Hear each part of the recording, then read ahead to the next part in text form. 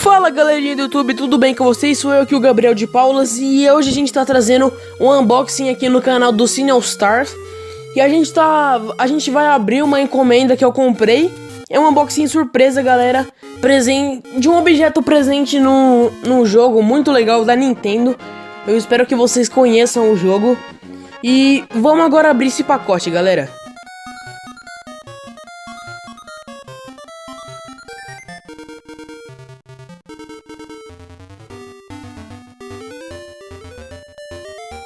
Então, galera, acabamos de desempacotar a caixa aqui e a gente comprou uma ocarina do jogo The Legend of Zelda Ocarina of Time da marca da Zebra. Eu comprei pela Banggood, veio da China, galera, demorou 3 meses, mas chegou. E eu espero que esteja inteira e não esteja quebrada nem que venha o tijolo, porque eu gastei bastante dinheiro nisso aqui. Agora vamos abrir essa caixinha, galera.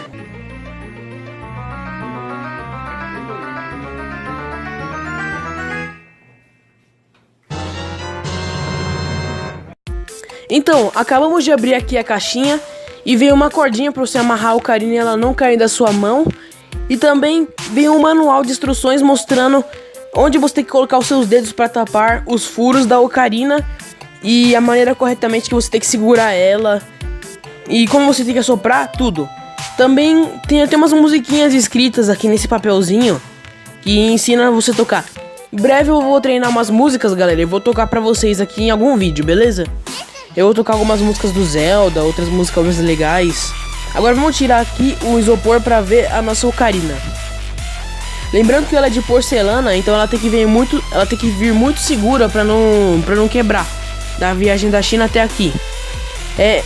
Nossa, eu pensei que fosse mais leve. É pesada.